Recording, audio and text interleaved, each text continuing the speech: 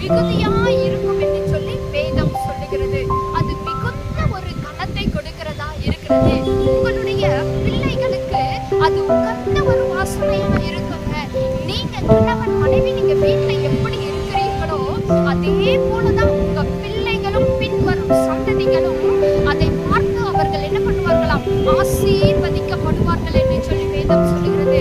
வீட்டுல ஒரு மன ஆவி இல்லைன்னு சொன்னா, வீட்டுல சமாதானம் இல்லை என்று சொன்னா, கணவன் மனைவிக்கு கீழ்ப்படியில அந்த தேவையில்லாத வார்த்தைகளை நீங்கள் அந்த இடத்துல பேசும் பொழுது பிள்ளைகள் அதை பார்த்து என்ன பண்ணுவார்கள், வளர்கிறவர்களா இருப்பார்கள். அந்த பின்வரும் சந்ததிகளும் அதை பார்த்து என்ன பண்ணுவாங்க, கெட்டு போகிற ஒரு காரியத்தை பார்ப்பாங்க. அவங்களிடத்துல சரியான அன்பு கிடைக்காது, பிள்ளைகளுக்கு ஒரு அரவணைப்பு கிடைக்காது. அதனால அவங்க வழி விலகி போகிறது. பெற்றோர்களின் நிமித்தமாக தான் பிள்ளைகள் வழி விலகி போகிறார்கள்.